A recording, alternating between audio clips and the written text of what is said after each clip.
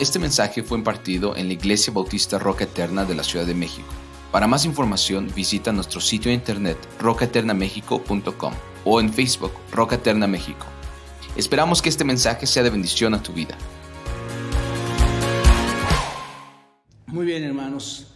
Es una bendición estar aquí este domingo otra vez y hemos ya estado estudiando desde la semana pasada esta tremenda porción de la primera epístola de Juan, del apóstol Juan, que nos ayuda a entender entre el espíritu de verdad, quiere enseñarnos a discernir entre el espíritu de verdad y el espíritu de error. Y lo que hemos estado aprendiendo es que debemos ser capaces de discernir la verdad, de discernir el error.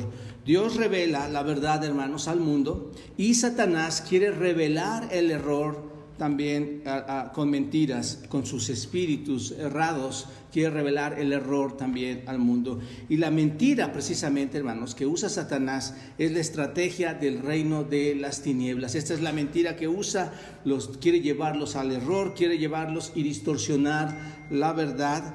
Y esa es la gran batalla espiritual que tenemos, hermanos.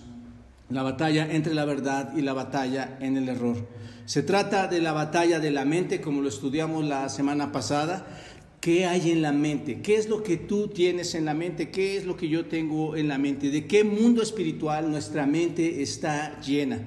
¿Del mundo del Espíritu de Dios o del mundo de los espíritus demoníacos con su líder Satanás? Habría que analizar esto, hermanos, porque solo existen, recuerdan ustedes, dos mundos espirituales, y esto ya lo vimos también la semana pasada. Entonces quedamos entendidos que el propósito de la iglesia es aquí en esta tierra, que está establecida con el propósito de llevar el evangelio y de llevar el evangelio de verdad a toda criatura, hermanos. Y esa es nuestra tarea. Nuestra tarea es ayudar a las personas que viven con pensamientos erróneos, con pensamientos errados, los cuales pueden traer a sus vidas consecuencias dramáticas, porque sus pensamientos, si son errados, si son pensamientos equivocados y si son contrarios a las Escrituras, déjame decirte, esto puede llevarlos a una condena para siempre, hermanos. No tener un pensamiento correcto puede condenar sus vidas. Entendamos esto y que quede claro para nosotros,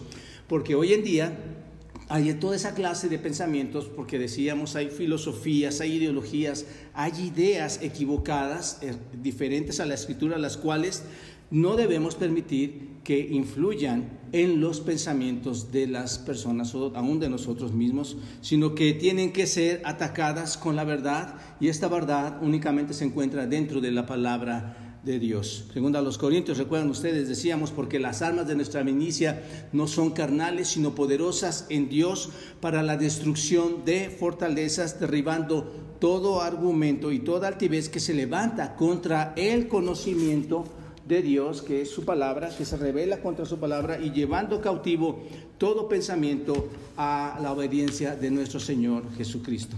Así que se deben derribar todos aquellos argumentos que van en contra del conocimiento de Dios y que afectan a la gente para no ser libres espiritualmente. Muy importante, hermanos, atender esto, muy importante. Entonces, Satanás y sus espíritus de error es lo que están haciendo. Traen dudas, decíamos, traen distorsión de la palabra de Dios, traen negación de la palabra de Dios, y todas estas artimañas no son más que el conjunto de mentiras que Satanás y sus huestes de maldad presentan a este mundo. Esto es lo que quiere Satanás, recuerdan ustedes, cegar el entendimiento de los incrédulos con un propósito, para que no les resplandezca la luz del evangelio, según 2 Corintios 4:4.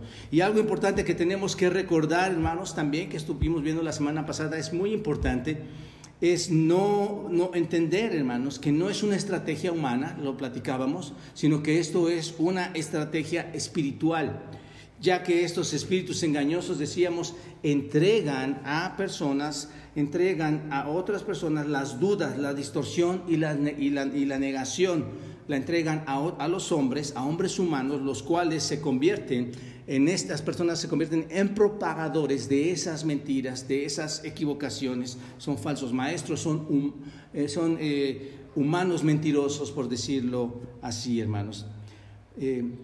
Ahora bien, vamos a tratar de entrar a la introducción en cuanto a nuestro tema que estamos viendo ahora. Y este tema, hermanos, créanme lo que es sumamente importante. Es extremadamente importante y es tan importante que el apóstol Pablo habló esto con Timoteo. Explicó estas cosas a Timoteo. En 1 Timoteo capítulo 6, versículo 20, aquí lo tienen, lo van a estar viendo ustedes aquí en esta pantalla. En 1 Timoteo capítulo 6, versículo 20, ya al final de la carta, el apóstol Pablo habla con Timoteo y le dice: oh Timoteo, guarda lo que se te ha encomendado. Aquí hay un propósito: guarda lo que se te ha encomendado, evitando las profanas pláticas sobre cosas vanas y los argumentos de la falsamente llamada ciencia. Versículo 21, la cual profesando algunos se desviaron de la fe, la gracia sea contigo. Amén. ¿Qué es, hermanos? ¿Qué es lo que Pablo le había confiado a Timoteo según vemos aquí en el texto? ¿Qué es lo que le había encomendado?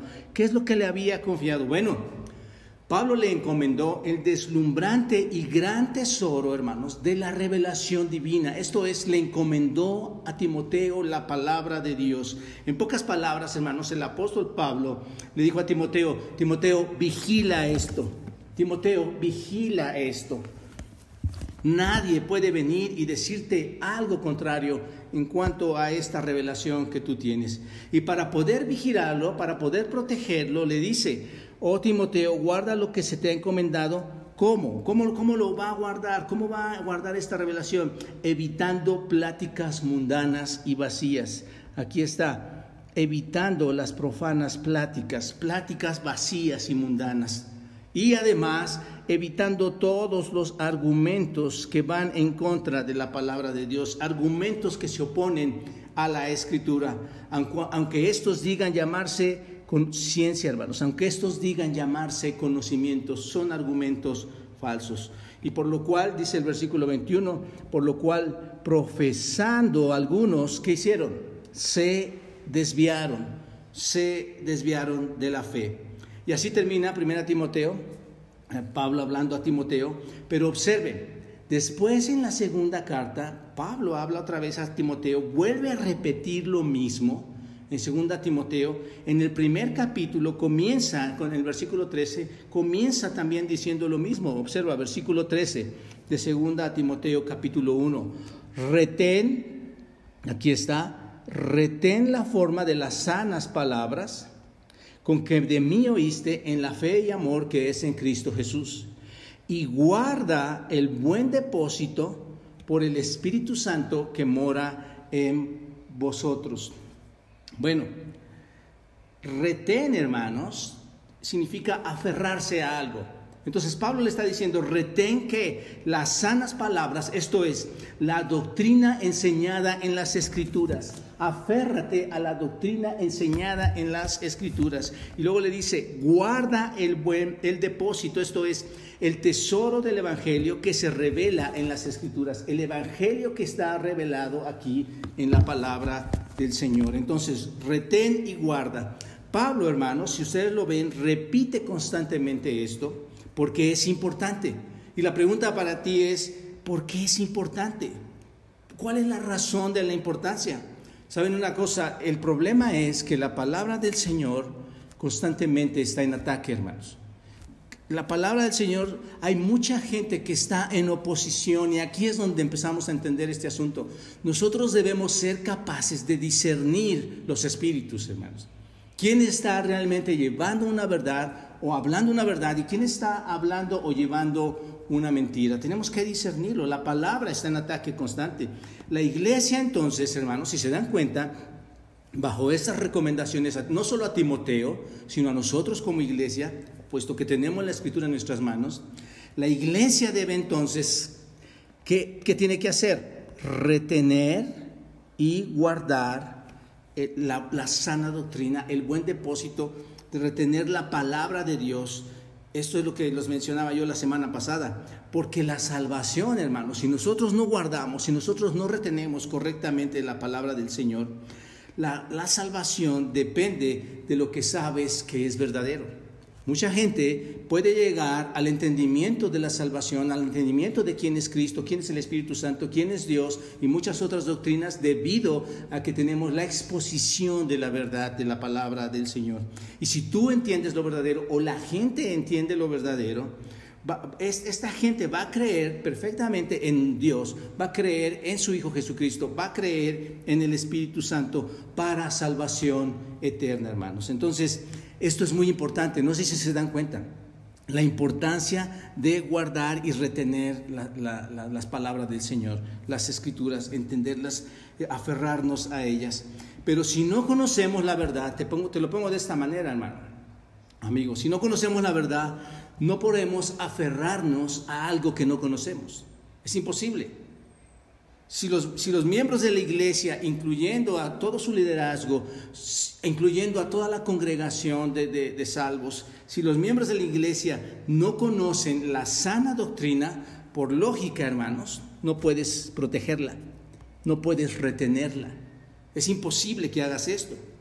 Si no reconocen el error, todo va a ser verdad para la iglesia, aunque todo esté equivocado, aunque todo sea falso, hermanos. Entonces, te pregunto, ¿cómo podemos enseñar a nuestros visitantes y a nuestra gente a evitar errores si no los podemos reconocer?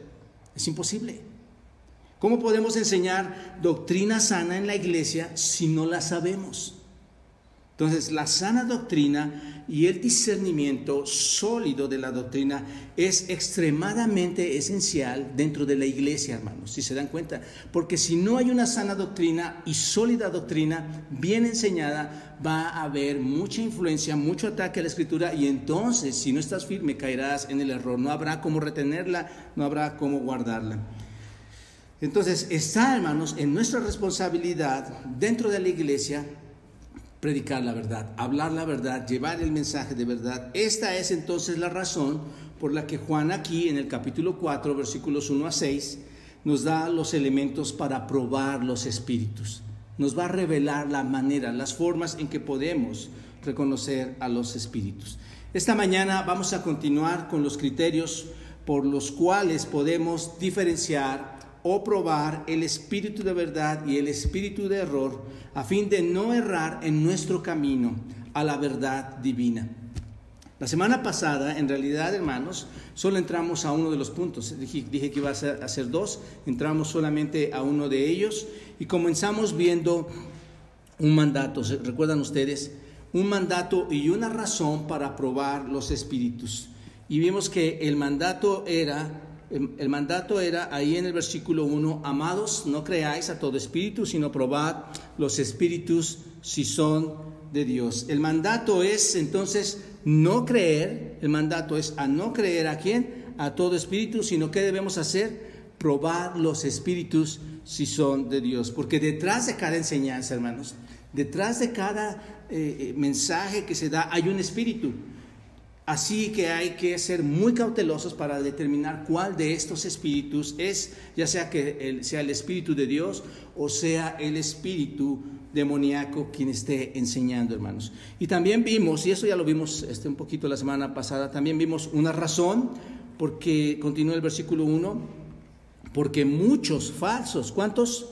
Muchos falsos profetas han salido por el mundo. ¿Por qué tenemos que hacer esto entonces? Porque muchos falsos profetas han salido por el mundo. Esto es realmente el problema, esto es grande, un problema grande, porque hay mucha gente, muchos falsos profetas influenciados por demonios para llevar una mentira. Son muchos los falsos maestros que son portavoces de estas mentiras, son portavoces de demonios, hermanos, que están llevando, que están distorsionando, que están seduciendo a la gente y llevándolos a un mal entendimiento de lo que es el Evangelio. Ahora vamos a ver un segundo punto, el segundo punto que quedamos pendientes, y este segundo punto, hermanos, amigos, es cómo probar los espíritus falsos. Cómo probar los espíritus falsos.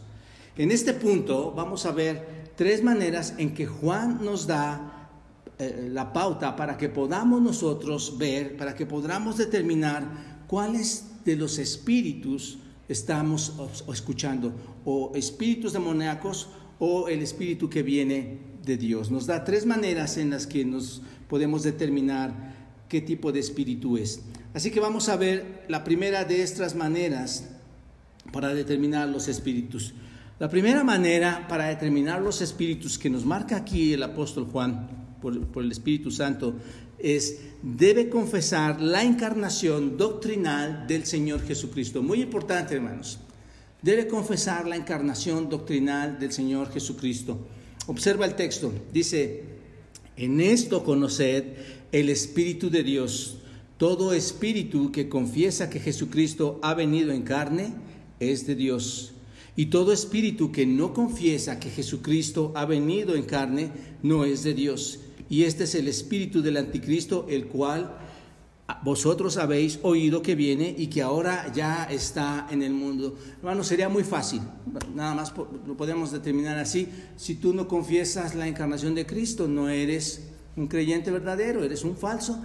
Y si confiesas la encarnación de Cristo, eres un creyente. Así tan simple como esto. Pero hermanos, entremos un poquito a detalle en cuanto a esto. Hay una cosa que los demonios normalmente o inevitablemente negarán como sistema demoníaco que es. Hay algo que siempre va a negar este sistema demoníaco, y es que van a negar la deidad de Jesucristo. Los demonios que van en contra y que están con una batalla tremenda, inmersos en querer meter duda, en distorsionar la palabra, van a negar constantemente la deidad de nuestro Señor Jesucristo. Ellos van a negar que Dios es Dios en carne humana también. En pocas palabras, déjenme decirles lo que sucede aquí. Los demonios niegan la doctrina de la encarnación. Están negando la doctrina de la encarnación. La doctrina de la persona de Cristo es crucial, hermanos, para la fe cristiana. Esta doctrina de la encarnación es crucial para ti y para mí como creyentes. Te voy a explicar por qué. Es básica porque la doctrina de la soteriología, esto es, la doctrina de la salvación, está sustentada en esta encarnación también. No habría salvación, no habría soteriología si no hay esta encarnación, porque si nuestro Señor Jesucristo no es lo que Él cuando vino a esta tierra, no es lo que declara ser o lo que declaró ser, entonces piénsenlo de esta manera: su expiación no fue el pago suficiente por el pecado, por la deuda de nosotros, porque Él no es en un sentido Dios. Entonces Jesucristo no es un ser creado, hermanos. Cristo mismo no es un ser creado, como dicen los mormones, como lo dicen a veces los testigos de Jehová y varios más, hermanos. Debemos recordar, y entrando un poquito al contexto histórico, recuerden que los gnósticos, ¿qué decían? Los gnósticos decían que, como ya lo vimos anteriormente, enseñaban que el Cristo, un ser divino, un ser de lo alto, un ser divino, había descendido al hombre Jesús. Imagínate, Cristo desciende al hombre Jesús cuando Él estaba en su bautizo, desciende a Él y se retiró de Él antes de su muerte, antes de que Él muriera. Este ser divino se retira de Jesús. Pero esto, hermanos, es completamente erróneo. Esto está equivocado. Según lo vemos aquí en la Escritura, Cristo vino a la carne de Jesús. Nunca vino a la carne de Jesús. Cristo nunca vino y se posesionó en la carne de un ser de Jesús, sino que Jesús era el Cristo que vino en la carne. Esto es muy diferente, ¿no, hermanos? Esto es totalmente diferente a ese mensaje errado. Entonces, cuando alguien viene y afirma que Jesucristo es Dios en carne, es la verdad divina, hermanos. Cuando alguien dice que Cristo vino y es Dios en carne, esto es verdad, esto viene de la Escritura. Todo espíritu, dice Juan, que confiesa y que está de acuerdo en que Jesucristo es a la vez humano y a la vez divino, que es el Hijo de Dios y que ha venido en carne, conforme lo establecen las Escrituras, está confesando por lo tanto la verdad escritural, la verdad que se enseña. Y esta verdad es enseñada, hermanos, y pongan mucha atención en esto, esta verdad es enseñada por el Espíritu Santo. A todos nosotros se nos ha enseñado esto por medio del Espíritu Santo. Porque primero a los Corintios, observen este texto, por eso lo estoy diciendo. Por tanto, os hago saber que nadie que hable por el Espíritu de Dios llama anatema a Jesús. Observen, nadie que hable por el Espíritu de Dios, nadie llama anatema a Jesús. Y nadie, observa, nadie puede llamar a Jesús Señor, sino por el Espíritu. Entonces tú no puedes decirle Señor al Señor Jesucristo a menos que el Espíritu esté en ti. Tú no lo puedes, tú lo vas a reconocer solamente cuando el Espíritu te ha enseñado esto en tu vida. Entonces, la primera prueba que quieres tener para que cualquier espíritu lo puedas probar es ver su cristología, ver qué es lo que entiende acerca de la persona de nuestro Señor Jesucristo. Ahora bien, no podemos entrar por completo, hermanos, a la doctrina de la cristología. Nos llevaría algunas semanas, es un tema extenso, es un tema largo. No podemos entrar a la doctrina de la cristología, pero solo permítanme darles algunas referencias de la verdad de Cristo y de su deidad de Cristo. Solamente algunas referencias hablando de la cristología de nuestro Señor, de su deidad. Por ejemplo, la deidad de Cristo en el Evangelio de Juan, capítulo 1, versículo 1. Ahí podemos ver la deidad de Cristo. Algunas cosas en cuanto a la cristología, solamente por ponerlas como ejemplo. En el principio, dice Juan, en el principio era el Verbo, y queremos ver la deidad de Cristo. En el principio era ¿quién? El Verbo. ¿Quién es este Verbo? Juan, hermanos, llama específicamente, para irnos rápido, Juan llama al Señor Jesucristo el Verbo. Está haciendo referencia a la persona de nuestro Señor Jesucristo. En el principio era el Verbo, y el Verbo, hermanos, ¿quién es? Era con Dios. Él estaba desde aquel tiempo, desde aquella eternidad, ya con nuestro Dios, siendo la misma persona. Y observa, y el Verbo era Dios. ¿Quién es Dios? Jesucristo mismo.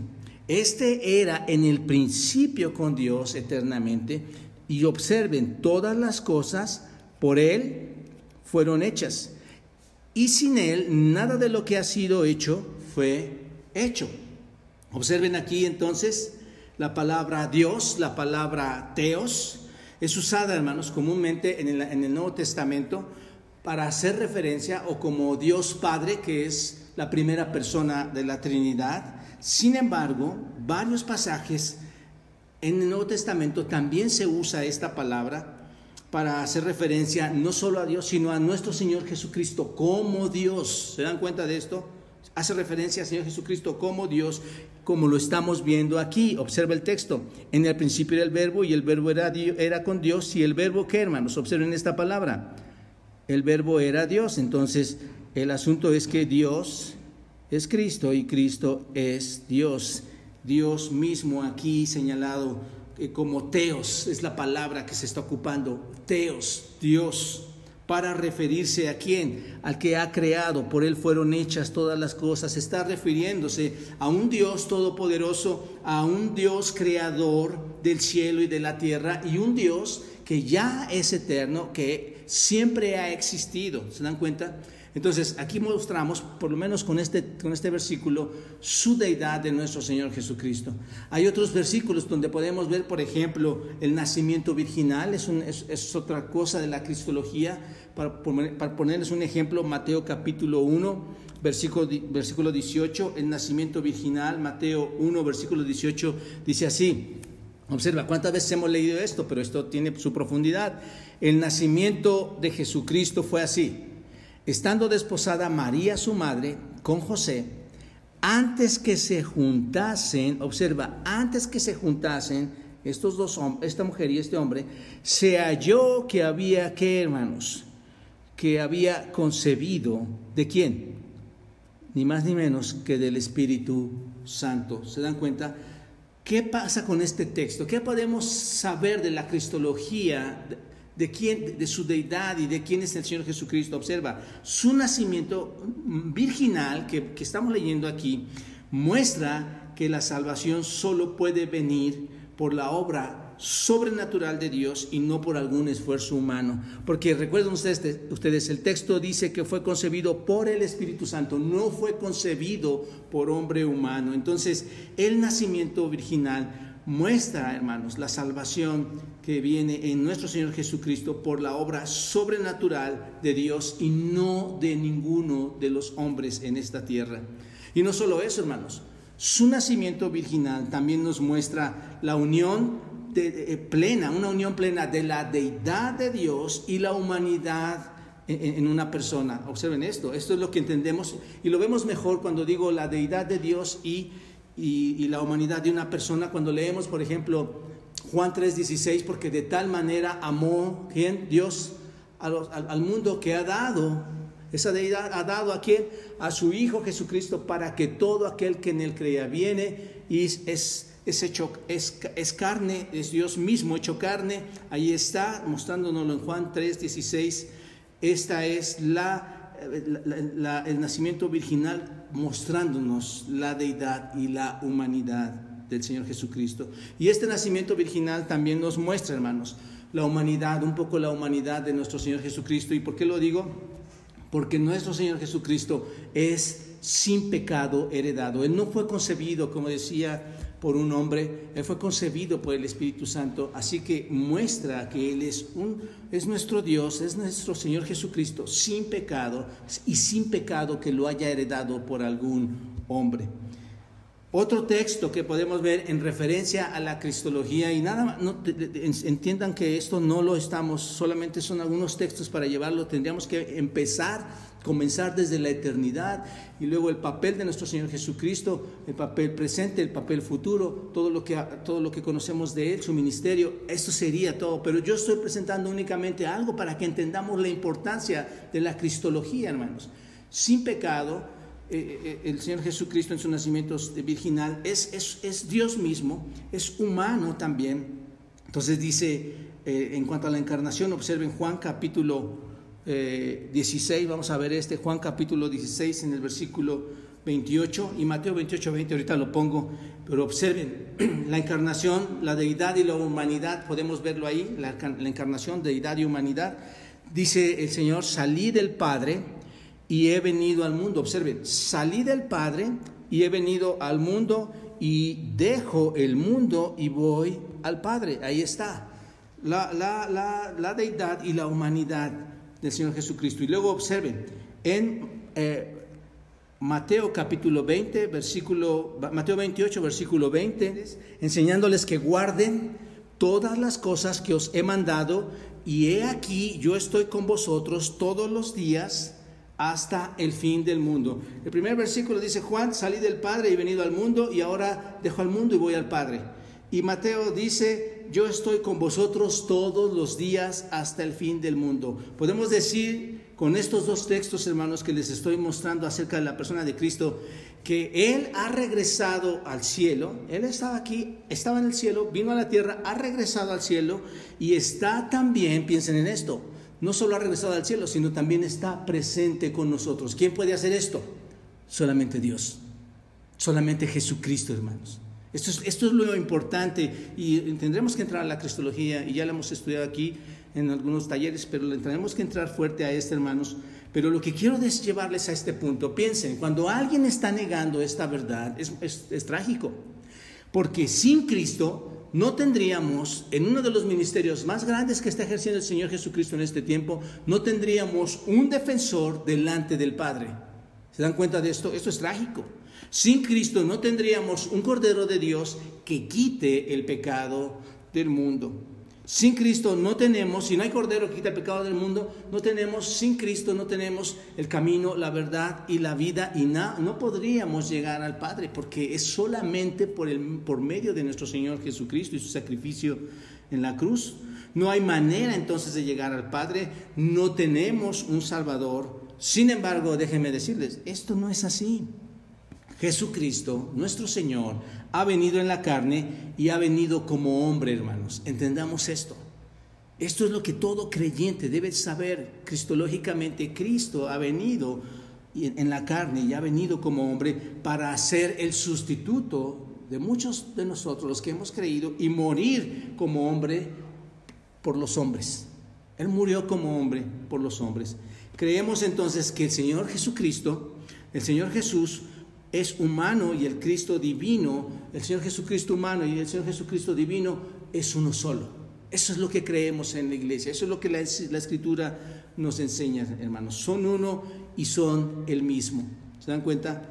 Cuando alguien tiene esta cristología, cuando alguien entiende esta parte, hermanos, está hablando un mensaje que proviene del Espíritu Santo. ¿Recuerdan esto? Es el Espíritu Santo quien nos revela esto. Cuando tenemos esto, esta verdad, es el Espíritu que nos lo está dando. Esto no quiere decir, hermanos, que todo lo que dicen va a ser perfecto. Si alguien está diciendo esta verdad, pues va a haber momentos en que ciertas enseñanzas te cuesten trabajo y no vas a ser perfecto probablemente en todo lo que estés explicando, pero hay una cristología verdadera, hay un esfuerzo de proclamar la verdad, ese es el punto. Cumplen con la condición entonces, número 1, ¿cuál es? Todo aquel que cree que Cristo viene en la carne es hijo de Dios, hermanos. Que es Cristo mismo y el divino y Cristo mismo en la carne son uno a la vez. Ahora bien, un punto importante a mencionar, hermanos. Esta prueba, hermanos, que Juan nos está presentando es muy importante, sumamente importante, la cristología de Cristo. Saber que Él es Cristo en la carne y que es Dios mismo. Pero recordemos, hermanos, algo muy importante. Hemos hablado que la mera confesión de palabra no necesariamente es una señal de lo que cree tu corazón. No porque confiesas que Jesús es el Cristo y que ha venido en la carne, no significa, y no estoy contradiciendo la Escritura, hermanos, pero hemos aprendido esto. No porque lo mencionas significa que es lo que tu corazón cree. ¿Y por qué lo digo esto? Quiero darles un sustento bíblico. Porque el mismo Señor Jesucristo reaccionó a este tipo de pensamiento, hermanos, contra aquellos que le llamaban Señor. ¿Recuerdas? Cuando le decían Señor, Señor, y sin embargo no hacían lo que Él decía. Mateo capítulo 7, versículo 21. Si tú quieres verlo en tu Biblia, observa Mateo 7, capítulo 21, 23. Conocidísimo pasaje aquí. Dice, no todo el que me dice que Señor, Señor. Observen, ahí está diciéndolo Él. No todo el que me dice Señor, Señor, tampoco contradice a Juan. El punto es este, hermanos. Tenemos que tener una verdad cristológica, pero una verdad que está dentro de tu corazón y que lo muestras con hechos. Entonces dice el Señor, no todo el que dice Señor, Señor, entrará en el reino de los cielos. Y observa, sino el que hace la voluntad de mi Padre. Y hay muchos que dicen Señor, Señor, y sin embargo no hacen lo que Él dice. Ese es el punto al que quiero llegar, hermanos. Entonces muchos me dirán en aquel día, Señor, Señor, ¿no profetizamos en tu nombre? Y en tu nombre echamos fuera demonios, y en tu nombre hicimos muchos milagros. Y entonces os declararé palabras tremendas, hermanos. Nunca os conocí, apartaos de mí, hacedores de maldad. Entonces, sí debes conocer la verdad, pero debe de ser una verdad que te apropiaste de ella y que por tus hechos, por tu fidelidad a Dios y por tus actos, es demostrable, es comprobable, hermano. Amados hermanos, es muy fácil formarnos una imagen de nuestro Señor Jesucristo de acuerdo con nuestros propios intereses, de acuerdo a nuestros gustos. Es muy fácil hacer una imagen así del Señor, pero pueden llegar a pasar por alto aspectos muy importantes de quién es Jesucristo y de cuál es su obra, hermanos. Ese es el punto. No solamente es que te lo imagines y confieses y digas, sí, yo creo en el Señor, Él está encarnado, pero no sabes, hay muchas cosas, detalles en cuanto a la persona y la obra de nuestro Señor Jesucristo, conforme lo manifiestan las Escrituras respecto de Él. Así que es muy importante que consideres este punto que te estoy dando. Ahora, por otra parte, el versículo 3, hermanos. El versículo 3 dice también que el espíritu que promueve la negación de la encarnación es un anticristo, hermanos, observen. Y todo espíritu que no confiesa que Jesucristo ha venido en la carne, todo el que está promoviendo, ¿no es cierto?, la negación de la encarnación, ¿cómo le llaman? Anticristo. Es anticristo. Ya hemos estudiado este tema, hermanos, ya lo hemos visto, el tema del anticristo, pero solo a manera de recordatorio. Cuando pensamos en el anticristo, decíamos, ¿qué es lo primero que llega a tus pensamientos? La persona futura, ¿no es cierto? La persona futura, el anticristo específico que pensamos, inmediatamente pensamos en la bestia de Apocalipsis, que lo puedes empezar a ver desde el capítulo 16 y muchos pasajes otros de la Escritura, pero piensas en la bestia, el último líder mundial, que en un futuro, hermanos, obviamente, según la Escritura, va a llegar. Pero el espíritu del anticristo, dice Juan, ya existe. Habéis oído que viene y ahora ya está. Este espíritu del anticristo ya está, existe en el mundo. ¿Y cómo existe en el mundo, hermanos? En todas aquellas personas que de forma demoníaca niegan ¿qué? La deidad de Cristo. Niegan la encarnación de Cristo, hermanos. Esto es tremendo. Por eso es que tenemos que ser diligentes y observar, hermanos, observar si están hablando la verdad, porque esto lo único que hace es reflejar el espíritu del anticristo, todos aquellos que están en contra y negando la persona y la deidad de Cristo. Así que aquí está, hermanos, la primera prueba que quieres tener para probar a los espíritus es su entendimiento de la encarnación doctrinal del Señor Jesucristo. Saber qué es lo que entienden en cuanto a la doctrina del Señor Jesucristo, la cristología. La segunda prueba, observa aquí, debe pertenecer y tener vida en Dios. Debe pertenecer y tener vida en Dios. Observa versículos 4 y versículos 5. Importante. Hijitos, vosotros sois de Dios y los habéis vencido, porque mayor es el que está en vosotros que el que está en el mundo. Ellos son del mundo, por eso habla del mundo, el mundo parlotea con ellos, y el mundo, todos estos hombres que hacen, lo escuchan. Esto es principalmente, hermanos, observen, es una declaración de su seguridad contra los falsos maestros, o una declaración de nuestra seguridad en contra o contra los falsos maestros. Es una declaración de que debemos estar seguros cuando los falsos maestros entran con sus errores, cuando entran en acción, hermanos.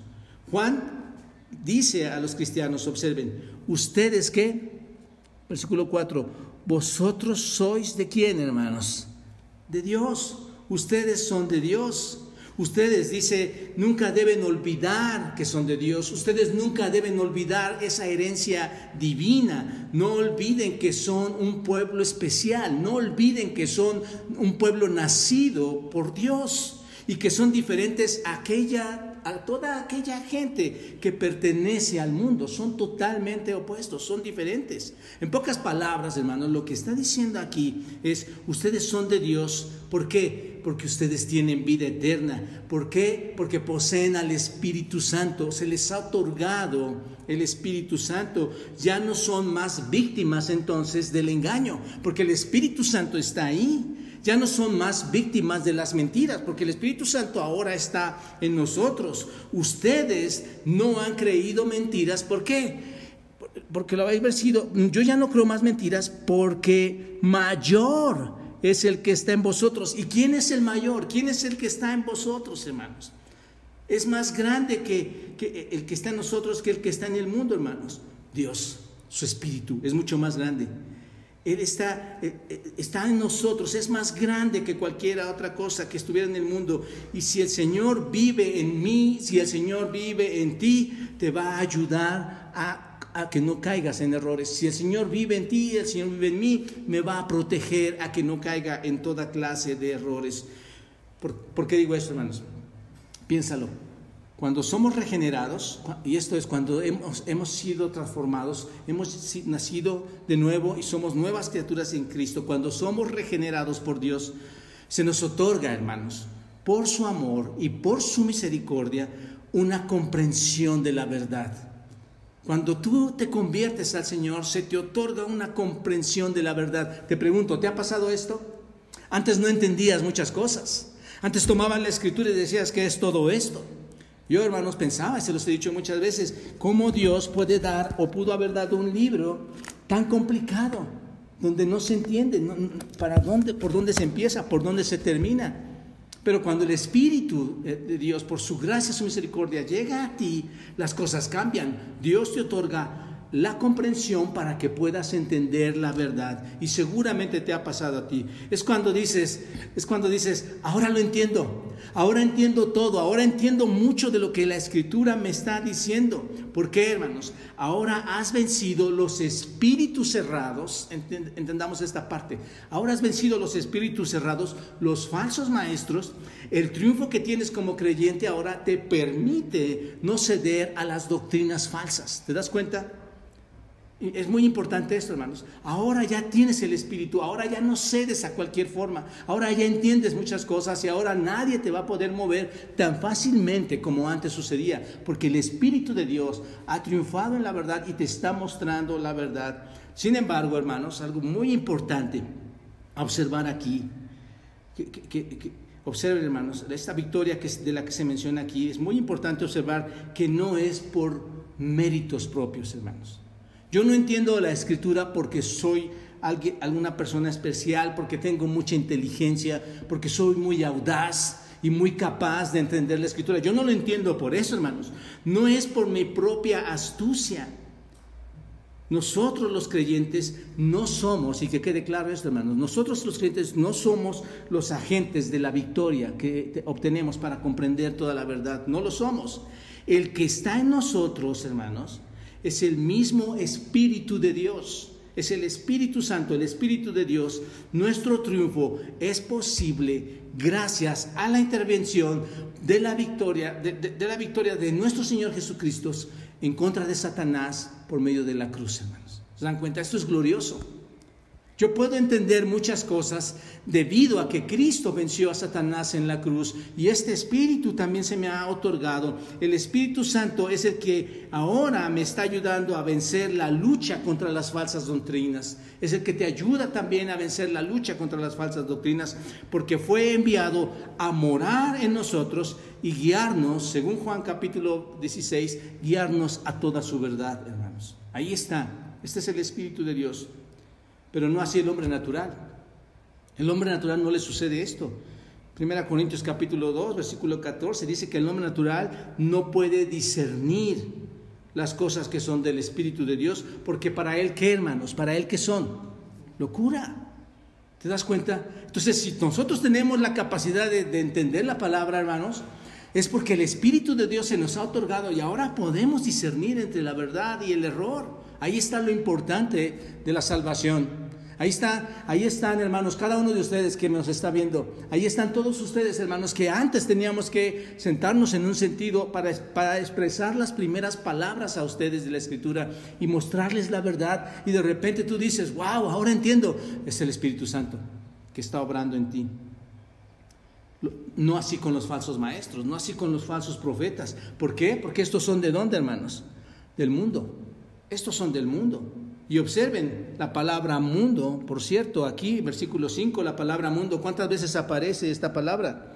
1, 2, 3 veces. Ellos son del mundo, por eso hablan del mundo, y el mundo los escucha, el mundo los oye.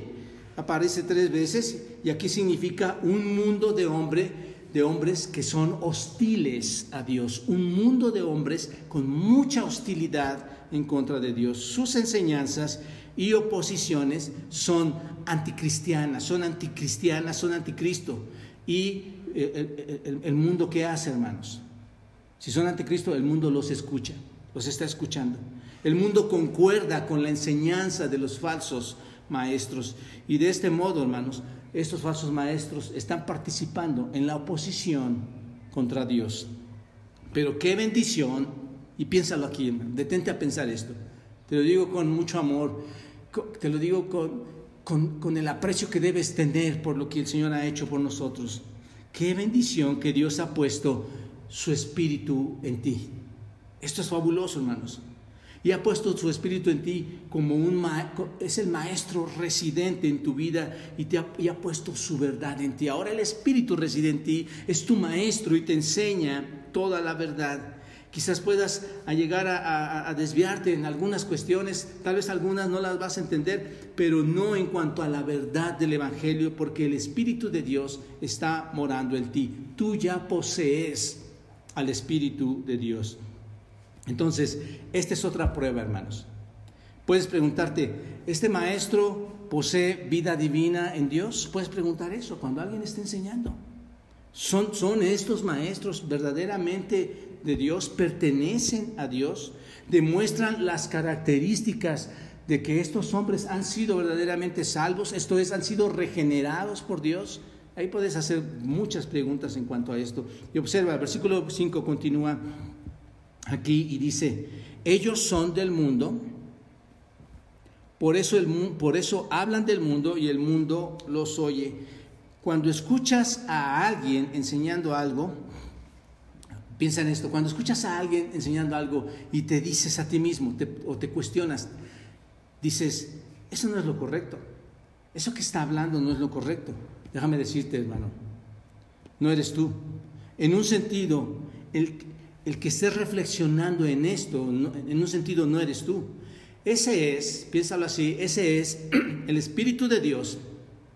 El Espíritu de Dios, la verdad de Dios que entra de manera exigente en ti, te muestra la verdad, actúa de manera exigente en ti para mostrar la verdad. Y entonces es donde tú te haces ese cuestionamiento, eso no está bien, eso no es lo correcto. Pero es el Espíritu, es ese maestro que está dentro de ti enseñándote la verdad, ¿te das cuenta? Pero los espíritus malos son del mundo y el mundo entero está, como dice la Escritura, bajo el maligno. De modo que estos espíritus malos pertenecen al reino de las tinieblas y luchan con todas sus fuerzas contra Dios, contra este reino perfecto que es el reino de Dios, hermanos. Así que puedes probar a las personas por su cristología y también puedes probar a las personas por la manera en que viven, esto es, y si han sido salvos, si han sido regenerados. Estas son las dos pruebas que nos da Juan aquí. Y finalmente te doy la tercera prueba y es que deben tener conocimiento de Dios. Observa, deben tener conocimiento de Dios. Versículo 6. Nosotros somos de Dios, el que conoce a Dios nos oye, el que no es de Dios no nos oye. En esto conocemos el espíritu de verdad y el espíritu del error. En realidad, hermanos, si ustedes ven este versículo 6, es la conclusión. Es como una conclusión de lo que hemos estado viendo aquí. El punto es este.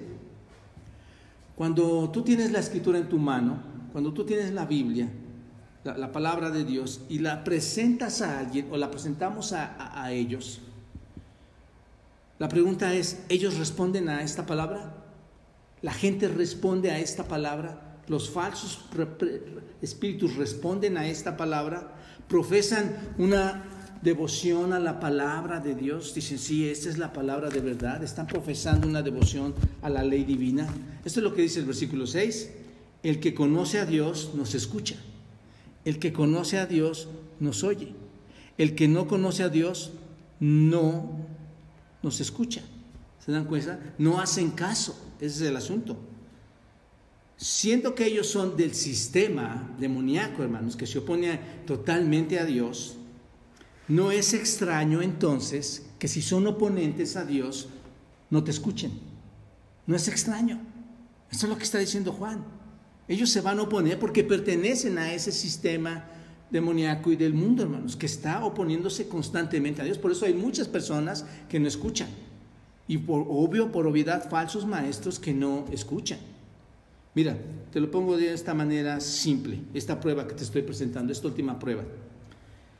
¿Por qué tú escuchas como cristiano las predicaciones? ¿Por qué, de hecho, por qué estás sentado ahí ahora? ¿Por qué escuchas la predicación? Porque proclamamos la palabra de Dios, hermano. En la iglesia proclamamos la palabra de Dios y esa palabra de Dios tiene una autoridad de lo alto. Esta palabra de Dios tiene una autoridad divina. Siendo así, hermanos, si esta palabra es autoridad divina, siendo así, tú como parte del pueblo de Dios, oyes su voz cuando el predicador habla. Bueno, seguramente hay personas que no oyen su voz, mucha gente de verdad, hermanos, aún dentro de las iglesias pudieran estar sin estar dentro, pero sin escuchar. Y por qué no decir hasta a veces durmiendo. Pero la verdad, hermanos, es que si tú realmente ves esto y eres parte del pueblo de Dios, oyes al predicador hablar. Sin embargo, hermanos, la gente que no es regenerada, la gente que no ha sido salva por Dios, no escucha la proclamación de la palabra. ¿Te das cuenta? Es lo que está diciendo Juan aquí. No escucha el poder de la palabra de Dios porque se niegan a creer en la verdad. Prefieren oír el espíritu de mentira. Hay mucha gente que dice, no es cierto, esto no es verdad. El esposo le dice a la esposa, esto no es verdad, esposa. No creas todo lo que te están diciendo. Se oponen a la verdad, prefieren oír el espíritu de la mentira. Ahí está. Quieren escuchar el espíritu de la mentira, rechazando, hermanos, en forma abierta el arrepentimiento y la fe en nuestro Señor Jesucristo. Eso es lo que rechazan literalmente, hermanos. Así que es muy importante entender esta palabra que estamos escuchando. Solamente faltaban estas 3 pruebas, hermanos, este punto. Y ahí están, espero que sean de bendición a tu vida. Pero finalmente, unas palabras para ti, amigo. ¿Y por qué quiero decirlo a ti que tú no conoces al Señor o apenas te estás conociendo del Señor? Quiero explicarte esto un poquito. Juan está hablando a la iglesia, hermanos, amigos. Está hablando a aquellos creyentes que pudieran poner su oído y escuchar falsas doctrinas, escuchar a estos falsos maestros, estos creyentes que estaban en este contexto histórico. Juan les está hablando a estos creyentes y les dice, ustedes no deben caer en falsas doctrinas de demonios cerrados que traen estas mentiras, y les da las formas de probar a estos espíritus, de probar a estos falsos maestros. Es lo que estudiamos hasta aquí y ahorita. Pero yo ahora quiero hablarte a ti, amigo, a manera de aplicación. Si tú vas a pertenecer por la gracia y la misericordia de Dios un día a esta familia de Dios, si tú un día vas a pasar a ser hijo de Dios, es necesario que escuches la verdad. ¿Te das cuenta? Es importante que escuches la verdad. No vas a encontrar la verdad a menos que la extraigas de la Escritura, a menos que lo veas en la Biblia. Es necesario que escuches la verdad divina, porque solamente hay 2 mundos de espíritus, el espíritu de Dios o el espíritu que se opone a Dios. Solamente hay esos 2, amigo. Necesitas escuchar la verdad, y la verdad viene del Espíritu de Dios. Pídele entonces a Dios que su Espíritu te ayude a escuchar esta verdad. Pídele, Señor, que tu Espíritu me ayude. Quiero escuchar la verdad, quiero conocerte, quiero acercarme. Y esto es precisamente, hermanos, lo que queremos y hacemos en esta iglesia, proclamar su verdad. Queremos proclamar su verdad. Así que si vas a pertenecer a la familia del Señor, pídele a Dios que su Espíritu te ayude. Y si vas a pertenecer a alguna iglesia algún día, si vas a formar parte del cuerpo de Cristo, que tú un día lo entenderás, todo el cuerpo de Cristo es todo aquel que ha sido redimido y que está dentro de una congregación en diferentes iglesias de toda localidad, iglesias locales, para formar un solo cuerpo. Si tú un día vas a pertenecer a una iglesia, al cuerpo de Cristo, es necesario que esa iglesia, y te pongo aquí, aún imperfecta, hermano, aún imperfecta, amigo, perdón, es necesario que esa iglesia, que aún es imperfecta, que está llena de pecadores, que están creciendo, pecadores redimidos que están creciendo, declare la verdad. Es necesario que esa iglesia declare la verdad. Es necesario que esa iglesia se esfuerce por la verdad, y es necesario que esa iglesia modele la verdad. ¿Te das cuenta? Es algo que va a cambiar tu vida, amigo. Acércate, entiende estas palabras del Señor. Acércate a Él para que escuches la verdad que puede cambiar tu vida totalmente. Y hermanos, aquí concluyo con ustedes. Antes de aceptar cualquier enseñanza, prueba los espíritus. Es importante, prueba los espíritus. Asegúrate si confiesan la encarnación doctrinal de nuestro Señor Jesucristo, como lo vimos versículos 2 y 3. Asegúrate también si pertenecen a Dios, si tienen vida en Dios, versículos 4 y 5. Y asegúrate si tienen conocimiento de Dios, versículo 6.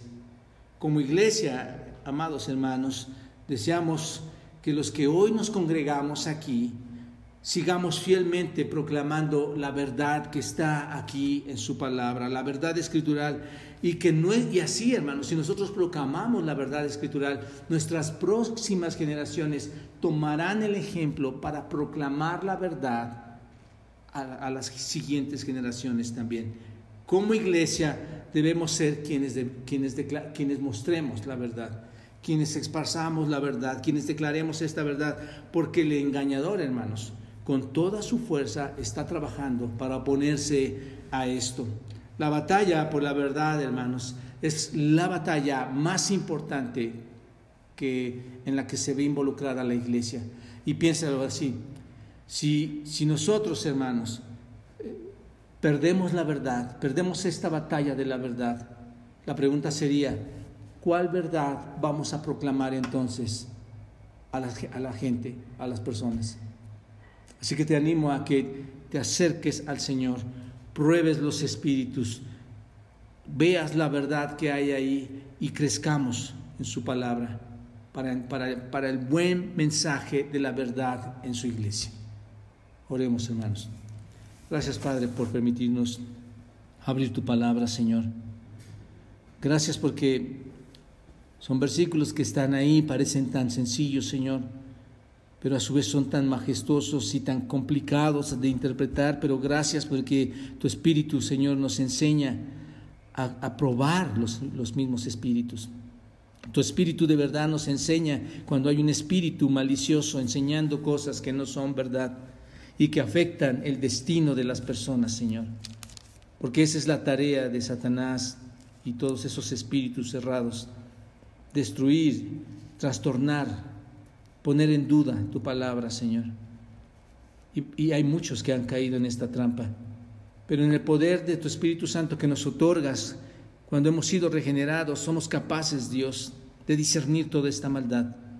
Nadie nos puede engañar, Señor. Conocemos la verdad, entendemos la verdad y pertenecemos a ella. Señor, que toda esta gente con tanta necesidad, Señor, que está caminando por el mundo y que piensa que no necesita nada, que sus pensamientos están errados creyendo que todo está bien en su vida, Señor, muéstrales por tu Espíritu que te necesitan, que dobleguen sus vidas a ti, Señor, que se arrepientan y que lleguen a la fe preciosa en nuestro Señor Jesucristo. Te lo pido, Señor, en Cristo Jesús. Amén.